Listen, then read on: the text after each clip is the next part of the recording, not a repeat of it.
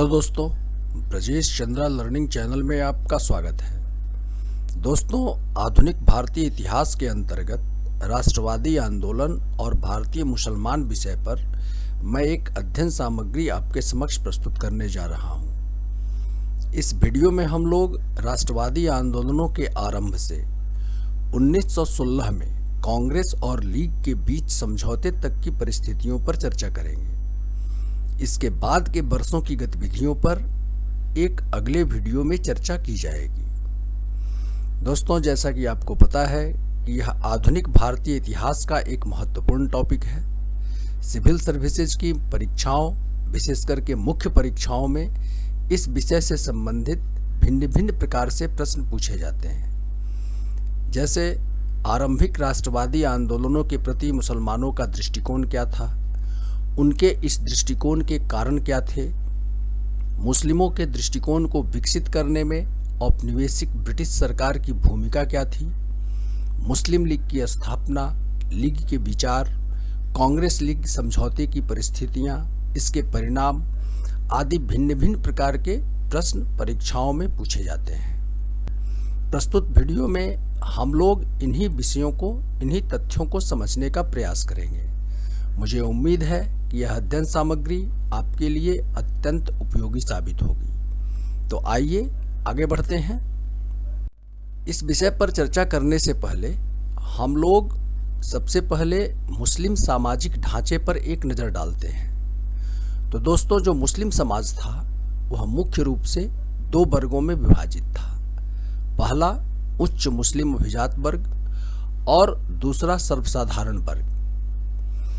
उच्च मुस्लिम अभिजात वर्ग जो था, जिसे कभी राजनीतिक प्रभुत्व प्राप्त था, 18वीं एवं 19वीं सदी के प्रथमार्ध तक उनका राजनीतिक प्रभुत्व लगभग समाप्त हो चुका था। इस तथ्य से आप परिचित हैं। अतः इनकी स्थिति जो थी वह दयनीय हो चुकी थी, क्योंकि राजनीतिक प्रभुत्व का यह वर्ग काफी अभ्यस्त था और इसने कभी भी जीविकोपार्जन के लिए किसी अन्य आर्थिक गतिविधि जैसे व्यापार या व्यवसाय की ओर उन्मुख ही नहीं हो पाया था।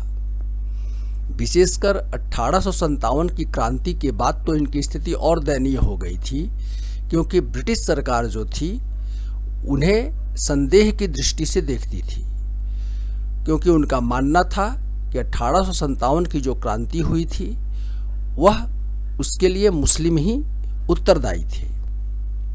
यह एक महत्वपूर्ण तथ्य है। आगे बढ़ते हैं। दूसरा वर्ग जो था वह सर्वसाधारण वर्ग था। सर्वसाधारण वर्ग के मुसलमान, जिसमें अधिकांशतः धर्म परिवर्तित निम्न वर्ग के हिंदू थे और जिन्होंने बेहतर सामाजिक स्तर की चाह में धर्म परिवर्तन किया था, इनके सामाजिक जीवन स्तर में भी कोई विशिष्ट सुधार नहीं हो पाया था। अब इन दोनों वर्गों में एक सामान्य बात यह थी कि हिंदू समुदाय के समान मुसलमानों में भी कई रूढ़िवादी परंपराएं और सामाजिक कुरीतियां मौजूद थीं। 19वीं सदी के धर्म एवं समाज सुधार आंदोलन जितना अधिक हिंदू धर्म एवं समाज में लोकप्रिय हुआ और इनमें परिवर्तन आया, मुस्लिम समाज इससे लगभग अछूता रहा। दूसरी महत्वपूर्ण बात कि पाश्चात्य शिक्षा एवं इसके प्रगतिशील तत्वों के प्रति हिंदू समुदाय ने सकारात्मक प्रतिक्रिया दी थी। इस तथ्य से आप परिचित हैं कि जैसे ही ब्रिटिश शासन की भारतवर्ष में स्थापना हुई तो पाश्चात्य शिक्षा लागू किया उन्होंने, तो हिंदू समुदाय जो था इसे अपनाया। वहीं मुस्लिम समुदाय अपने रूढ़िवादी दृष्टिकोण के कारण इन नौ परिवर्तनों से दूरी बनाने लगा। हालांकि बाद में उनमें जागृति अवश्य आई थी, लेकिन तब तक सरकारी नौकरियों के रूप में रोजगार की जो थोड़े बहुत अवसर उपलब्ध थे, उन पर हिंदू समुदाय का वर्चस्व स्थापित हो गया था। जैसा कि आपको पता है कि व्यापार और उद्योग में रोजगार के पर्याप्त अवसर उपलब्ध भी नहीं थे। अब देखें कि जब मुसलमानों में राजनीतिक जागृति आई तो यह कैसे आई। तो मुस्लिम समाज में राजनीतिक जागृति लाने में सर सैयद अहमद खान और इनके द्वारा संचालित अलीगढ़ आंदोलन की काफ़ी महत्वपूर्ण भूमिका थी। सर सैयद अहमद खान ने 1875 ईस्वी में अलीगढ़ में मोहम्मडन एंग्लो ओरिएंटल कॉलेज की स्थापना की थी। इस तथ्य से आप परिचित हैं। तो ये अलीगढ़ आंदोलन जो था, मुस्लिम छात्रों में आधुनिक विचारधारा और पाश्चात्य शिक्षा को फैलाने में काफ़ी बड़ी भूमिका निभाई थी। लेकिन साथ ही साथ अलीगढ़ आंदोलन की विचारधारा ने मुसलमानों को राष्ट्रवादी आंदोलनों से दूर करने और मुस्लिम सांप्रदायिकता को बढ़ाने में भी काफ़ी योगदान दिया था। आइए इसे देखें कि कैसे ऐसा हुआ था। तो ऐसा इस प्रकार था कि 1870 के बाद के वर्षों में पाश्चात्य शिक्षा प्राप्त कुछ भारतीय नेता जो थे, वे प्रजातंत्र की भारतवर्ष में स्थापना, मताधिकार, निर्वाचन पद्धति जैसे विषयों पर चर्चा करने लगे थे। 1885 में स्थापित भारतीय राष्ट्रीय कांग्रेस ने अपने प्रथम अधिवेशन में ही केंद्रीय एवं प्रांतीय काउंसिलों का विस्तार, काउंसिलों में नामजद सदस्यों की तुलना में निर्वाचित सदस्यों की संख्या में वृद्धि, योग्यता के आधार पर उच्च पदों पर भारतीयों की नियुक्ति, सिविल सर्विसेज परीक्षाओं का भारत में भी आयोजन, इन विषयों से संबंधित प्रस्ताव पारित कर दिए थे भारतीय राष्ट्रीय कांग्रेस ने। ऐसे में मुसलमान जो अल्पसंख्यक थे तथा शिक्षा और राजनीतिक क्षेत्र में पिछड़े थे, उनके हितों के प्रभावित होने का अंदेशा उत्पन्न हो गया। यह एक महत्वपूर्ण तथ्य है। अतः सर सैयद अहमद खान, जो कभी एक संयुक्त भारतीय राष्ट्र और हिंदू मुस्लिम एकता के कट्टर समर्थक थे, भारतीय राष्ट्रीय कांग्रेस के कट्टर विरोधी और अंग्रेजी साम्राज्य के समर्थक बन गए। अतः मुस्लिम राष्ट्रवादी आंदोलनों से दूर होने लगे। आप उदाहरण के लिए देखें कि सर सैयद अहमद खान भारत माता को पहले एक सुंदर वधू और हिंदू एवं मुसलमान को इनकी दो आंखें कहा करते थे। 1884 में एक भाषण में सर सैयद अहमद खान ने कहा था कि भारत का प्रत्येक नागरिक हिंदू है और उन्हें इस बात का शोक है कि आप हमें हिंदू नहीं मानते हैं। लेकिन 1888 में एक भाषण में उन्होंने हिंदू एवं मुसलमानों को दो राष्ट्र बताया तथा दोनों को एक दूसरे का परस्पर विरोधी भी बताया। उनका मानना था कि यदि अंग्रेज भारत से चले जाएं तो ये दोनों कभी एक साझा राजनीतिक जीवन व्यतीत नहीं कर सकते हैं, और यहीं से भारत में सांप्रदायिकता की शुरुआत हुई थी, जिसे हम अगले वीडियो में देखेंगे। आगे बढ़ें। अब मुस्लिमों में जो पृथकतावादी दृष्टिकोण उत्पन्न हुआ, विकसित हुआ, उसमें अंग्रेजों की भूमिका, इस विषय पर हम लोग चर्चा करेंगे। तो जैसा कि आप सबों को पता है कि 1870 के दशक से ही भारतवर्ष में राष्ट्रवादी चेतना का प्रसार होने लगा था, जो कई राजनीतिक संगठनों की स्थापना के रूप में अभिव्यक्त हुआ। राष्ट्र स्तर पर इस चेतना की संगठनात्मक अभिव्यक्ति 28 दिसंबर 1885 में भारतीय राष्ट्रीय कांग्रेस की स्थापना के रूप में हुई थी। इस राष्ट्रवादी चेतना के विरुद्ध ब्रिटिश सरकार आरंभ से ही प्रतिक्रियावादी दृष्टिकोण रखती थी। जैसा कि आप लोगों को पता है कि लीटन ने सिविल सर्विसेज परीक्षाओं में शामिल होने की उम्र 21 से घटाकर 19 वर्ष कर दिया था। 1878 ईस्वी में ही लीटन ने वर्नाक्यूलर प्रेस एक्ट और भारतीय शस्त्र अधिनियम लाया था। रिपन के काल में इल्बर्ट बिल विवाद हुआ था। इस विषय पर अध्ययन सामग्री मैं पहले ही आपके समक्ष प्रस्तुत कर चुका हूं। तो ये कुछ प्रमुख उदाहरण हैं जो ब्रिटिश सरकार के प्रतिक्रियावादी दृष्टिकोण को दर्शाते हैं। इस राष्ट्रवादी चेतना को समाप्त कर राष्ट्रवादी आंदोलनों को कमजोर करने के लिए ब्रिटिश सरकार ने प्रतिक्रियावादी ताकतों को प्रोत्साहन देना प्रारंभ किया। आगे बढ़ें। इस क्रम में सर सैयद अहमद खान की परिवर्तित विचारधारा ब्रिटिश सरकार के लिए काफ़ी अनुकूल साबित हुई और मुसलमानों में फैली असुरक्षा की भावना का लाभ उठाते हुए ब्रिटिश सरकार ने सर सैयद अहमद खान और उनके द्वारा संचालित जो अलीगढ़ आंदोलन था, इनको भारतीय राष्ट्रीय कांग्रेस के राष्ट्रवादी आंदोलनों के विरुद्ध प्रोत्साहन देना प्रारंभ किया। एक महत्वपूर्ण तथ्य आप देखें, जैसा कि हम लोगों ने पहले चर्चा किया कि 1857 के विद्रोह के बाद अंग्रेज जो है वह मुसलमानों को संदेह की दृष्टि से देखते थे, क्योंकि उनका मानना था कि 1857 की क्रांति जो हुई थी इसमें मुस्लिमों का ही हाथ था। तो 1857 के विद्रोह के बाद मुसलमानों के प्रति अंग्रेजों की सोच में परिवर्तन 1871 में विल्सन हंटर के द्वारा प्रकाशित एक पुस्तक भारतीय मुसलमान इसी के साथ हुआ, जिसमें यह निष्कर्ष निकाला गया था कि भारतवर्ष में अधिकांश मुसलमान नेता या विद्वान जो थे उन्होंने ब्रिटिश सरकार के विरुद्ध विद्रोह का विरोध किया है तथा सरकार के विरुद्ध मुसलमानों के द्वारा किसी जिहाद की कोई संभावना नहीं है। यह इंडियन मुसलमान पुस्तक जो विलियम विल्सन हंटर के द्वारा प्रकाशित की गई थी, उसमें इस तथ्य को उद्घाटित किया गया था। इसके बाद औपनिवेशिक सरकार ने भारत के राष्ट्रवादी आंदोलनों को कमजोर करने के लिए मुसलमानों को एक हथियार के रूप में इस्तेमाल करना शुरू कर दिया।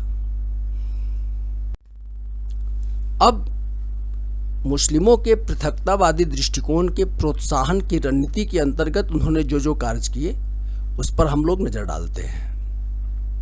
तो सबसे पहले जो अलीगढ़ कॉलेज था, उनके जो पहले 3 प्रिंसिपल थे, प्राचार्य जो थे, थियोडर बेक, मॉरिसन तथा आर्चबोल्ड, इन्होंने अलीगढ़ आंदोलन को अंग्रेजों का समर्थक और हिंदुओं के विरोध का रूप दिया था। मुसलमानों के मन में अंग्रेजों के प्रति राजभक्ति की भावना भरी तथा उन्हें राजनीतिक जीवन से दूर रहने की सलाह दी। पहला महत्वपूर्ण तथ्य। दूसरा महत्वपूर्ण तथ्य कि 1888 में सर सैयद अहमद खान ने अंग्रेजों के सहयोग से संयुक्त भारतीय राजभक्त सभा, यूनाइटेड इंडियन पेट्रोटिक एसोसिएशन तथा 1893 में Mohammedan Anglo oriental defence association of upper India, ये 2 प्रकार के संगठन सर सैयद अहमद खान ने बनाए थे, जिनका उद्देश्य जो था भारतीय राष्ट्रीय कांग्रेस के कार्यों को निष्फल बनाना, इन लोगों को अर्थात मुसलमानों को कांग्रेस से दूर रखना, मुसलमानों को राजनीति से दूर रखना और उन्हें अंग्रेजी राज्य का समर्थक बनाना था। यह दूसरा महत्वपूर्ण तथ्य है। आगे बढ़ते हैं। तीसरी महत्वपूर्ण बात कि भारतीय इतिहास लेखन को सांप्रदायिक रूप प्रदान किया अंग्रेजों ने। इसके अंतर्गत प्राचीन भारतीय इतिहास को हिंदू काल तथा मध्यकालीन इतिहास को मुस्लिम काल बताते हुए हिंदू मुसलमानों के बीच की खाई को गहरा करने का कार्य किया गया औपनिवेशिक सरकार के द्वारा। चौथी महत्वपूर्ण बात कि बंगाल के राष्ट्रवादी आंदोलनों को कमजोर करने के लिए 1905 में बंगाल का विभाजन भी सांप्रदायिक आधार पर किया गया था। इस तथ्य से आप परिचित हैं। इस विषय पर एक अध्ययन सामग्री मैं पहले ही आपके समक्ष प्रस्तुत कर चुका हूँ। इसके अंतर्गत जो पूर्वी बंगाल था, जिसमें बांग्लादेश और असम के प्रांत शामिल थे, उसमें हिंदुओं की तुलना में मुसलमानों को बहुसंख्यक तथा मूल बंगाल जो था, जिसमें वर्तमान बंगाल, बिहार और उड़ीसा के प्रांत शामिल थे, उसमें हिंदी एवं उड़िया भाषियों की तुलना में बंगालियों को अल्पसंख्यक बना दिया गया था। जैसा कि आपको पता है कि राष्ट्रवादी आंदोलनों की शुरुआत बंगाल से हुई, बंगालियों की इसमें महत्वपूर्ण भूमिका थी। आंदोलन मोस्टली बंगाल में उस समय संचालित किए जा रहे थे। तो उद्देश्य यह था कि पूर्वी बंगाल में मुसलमानों को सांप्रदायिक बनाकर तथा कलकत्ता की प्रतिस्पर्धा में ढाका को एक सशक्त केंद्र के रूप में विकसित कर बंगालियों की राजनीतिक चेतना को तोड़ दिया जाए। तो बंगाल विभाजन का एक महत्वपूर्ण उद्देश्य यही था। आगे बढ़ें। अब मुस्लिम लीग की स्थापना तथा इसे प्रोत्साहन। तो भारतीय राष्ट्रीय कांग्रेस की प्रतिस्पर्धा में मुस्लिमों की राजनीतिक चेतना की संगठनात्मक स्तर पर अभिव्यक्ति के रूप में 30 दिसंबर 1906 को अखिल भारतीय मुस्लिम लीग की स्थापना की गई थी। इस तथ्य से आप परिचित हैं। राज्य सचिव उस समय मोर्ले थे और वायसराय जो था वह मिंटो था। तो राज्य सचिव मोर्ले और वायसराय मिंटो ने इस संगठन को काफी प्रोत्साहन प्रदान किया और 1909 के भारत सरकार अधिनियम में लीग के पृथक निर्वाचन क्षेत्र की सांप्रदायिक मांग को स्वीकार कर सरकार के स्तर से इस तथ्य को पुष्टि प्रदान कर दी गई कि हिंदू और मुसलमान न केवल दो अलग अलग कौमें हैं बल्कि उनके राजनीतिक हित भी एक दूसरे से पृथक और परस्पर विरोधी भी हैं। हालांकि मुस्लिम लीग की स्थापना सर सैयद अहमद खान की उस विचारधारा के विपरीत की गई थी जो मुस्लिमों को राजनीति से दूर रखने की सलाह देते थे। इस बात की चर्चा हम लोगों ने आरंभ में ही किया है। आगे बढ़ें। अब चूंकि मुस्लिम लीग से संबंधित प्रश्न भी परीक्षाओं में पूछे जाते हैं तो इस पर एक विस्तृत नज़र डाल लें हम लोग। तो इसकी पृष्ठभूमि क्या थी, इस पृष्ठभूमि में मुस्लिम लीग की स्थापना हुई। आइए इसे देखें। तो बंगाल विभाजन के बाद भी भारतवर्ष में राष्ट्रवाद की लहर कम नहीं हो रही थी। स्वदेशी आंदोलन भी जुझारू रूप से चल रहा था। औपनिवेशिक शासन को यह स्पष्ट हो चुका था कि भारत में अंग्रेजी राज्य की उत्तरजीविता अर्थात सर्वाइवल के लिए कांग्रेस की बढ़ती शक्ति को कम करना होगा। वायसराय मिंटो इसके लिए कटिबद्ध था।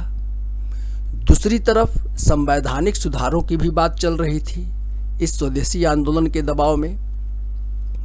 अतः वायसराय मिंटो ने अपने निजी सचिव स्मिथ थे उसके माध्यम से अलीगढ़ कॉलेज के एक प्राचार्य थे आर्कबोल्ड, उसको मुसलमानों का एक प्रतिनिधिमंडल वायसराय से मिलने हेतु भेजने के लिए प्रेरित किया। अर्थात मिंटो ने आर्कबोल्ड से कहा कि वह एक प्रतिनिधिमंडल मुसलमानों का वायसराय से मिलने के लिए भेजे। आइए देखें।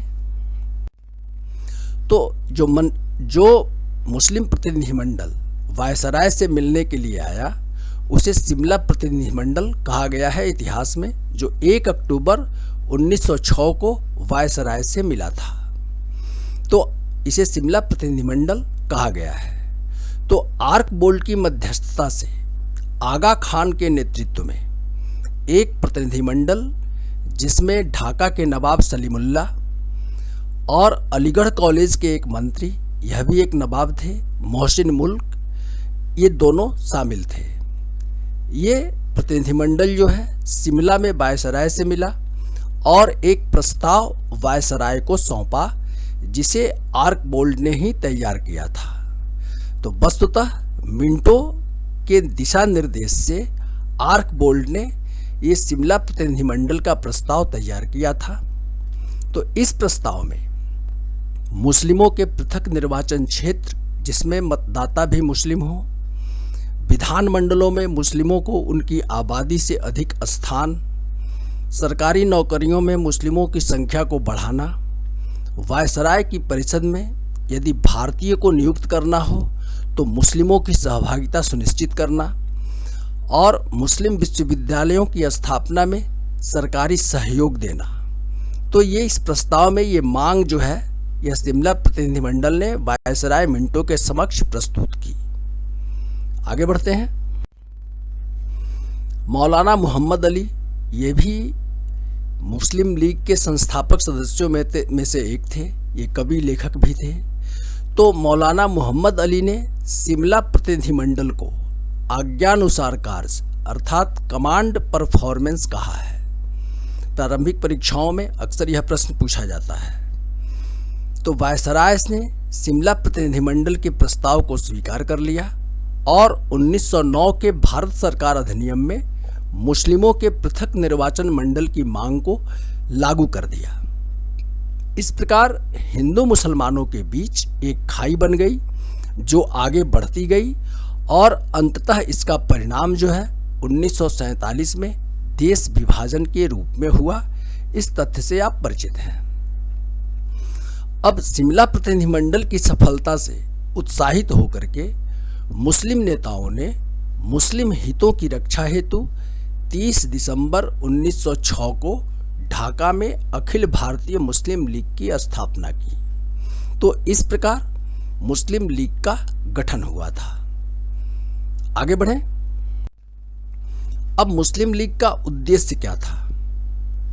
तो भारतीय मुसलमानों में अंग्रेजी राज्य के प्रति राजभक्ति को बढ़ाना और यदि सरकार के किन्हीं विचारों के विषय में कोई गलत धारणा उठे तो उसे दूर करना, यह पहला उद्देश्य था। दूसरा कि भारतीय मुसलमानों के राजनीतिक और अन्य अधिकारों की रक्षा करना और मुसलमानों की आवश्यकताओं को विनम्रतापूर्वक सरकार के समक्ष प्रस्तुत करना था। और उपरोक्त दोनों उद्देश्यों को ध्यान में रखते हुए भारत में अन्य संप्रदायों के साथ सौहार्द बढ़ाना, तो ये मुस्लिम लीग के 3 प्रमुख उद्देश्य थे।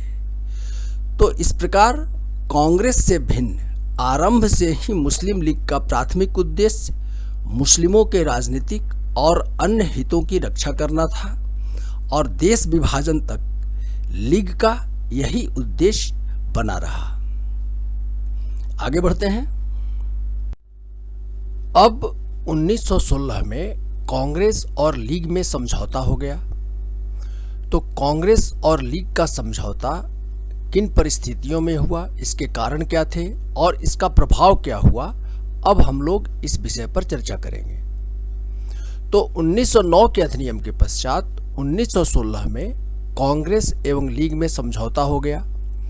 इसके जो कारण थे प्रमुख, आइए उन पर एक नज़र डालते हैं। तो पहला कि राष्ट्रवादी आंदोलनों के दबाव में बंगाल का विभाजन 1911 में रद्द कर दिया गया। इससे मुसलमानों को यह स्पष्ट हो गया कि सरकार बहुसंख्यक हिंदुओं की उपेक्षा कर मुस्लिम हितों को बढ़ावा नहीं दे सकती है। दूसरा महत्वपूर्ण बात कि 1913 के पश्चात मुस्लिम लीग उदारवादी नेताओं के प्रभाव में आ गई। इनमें मोहम्मद अली जिन्ना, मौलाना मजहरुल हक, सैयद वजीर हुसैन, हजरत इमाम आदि प्रमुख थे। ये पहले उदारवादी नेता थे मोहम्मद अली जिन्ना एवं शौकत अली चापलूसी की नीति त्याग कर स्वतंत्रता की बात करने लगे थे। अतः इनके प्रभाव में आकर के 1913 में लीग ने औपनिवेशिक स्वशासन का प्रस्ताव पारित कर दिया था, जो कि लीग की जिस उद्देश्य के साथ स्थापना हुई थी वह उसके यह बात जो है उसके प्रतिकूल थी। तीसरी महत्वपूर्ण बात कि मुस्लिम लीग का मुख्यालय जो था पहले अलीगढ़ में था, वहां से यह लखनऊ स्थानांतरित हो गया। अतः लीग जो है आर्कबोल्ड और थियोडर बैग के सांप्रदायिक प्रभावों से मुक्त हो गई। चौथी महत्वपूर्ण बात, जैसा कि आप सबों को पता है कि विश्व के सारे मुसलमान तुर्की को अपनी धार्मिक राजधानी मानते थे। तो 1911 में तुर्की इटली का युद्ध हुआ और 1912 एवं 1913 में 2 बाल्कन युद्ध हुए। तो तुर्की इटली युद्ध में अंग्रेजों ने तुर्की के प्रति विरोध की नीति अपनाई थी और 1912 एवं 13 के 2 बाल्कन युद्धों में तुर्की साम्राज्य के बड़े क्षेत्र पर 4 बाल्कन राज्यों का अधिकार हो गया, जिसको ब्रिटेन ने मान्यता प्रदान कर दी। तो इन दोनों कार्यों से मुसलमानों को यह स्पष्ट हो गया कि अंग्रेज मुसलमानों के निष्ठावान मित्र नहीं है। तुर्की का रूस के साथ भी विरोध था, तो तुर्की के विरुद्ध ब्रिटेन ने रूस से मैत्री संबंध भी स्थापित कर लिए थे। पांचवी महत्वपूर्ण बात कि एनी बेसेंट और बाल गंगाधर तिलक, जो कांग्रेस और लीग में समझौता हुआ उसमें एनी बेसेंट और बाल गंगाधर तिलक की महत्वपूर्ण भूमिका थी। इस तथ्य से आप परिचित हैं। तो इन दोनों के साथ साथ अन्य कांग्रेसी भी जो थे उस समय, वो हिंदू मुस्लिम एकता की आवश्यकता महसूस कर रहे थे। अतः 1916 के कांग्रेस के लखनऊ अधिवेशन में कांग्रेस एवं लीग में समझौता हो गया और कांग्रेस ने लीग के पृथक निर्वाचन क्षेत्र की मांग को स्वीकार कर लिया।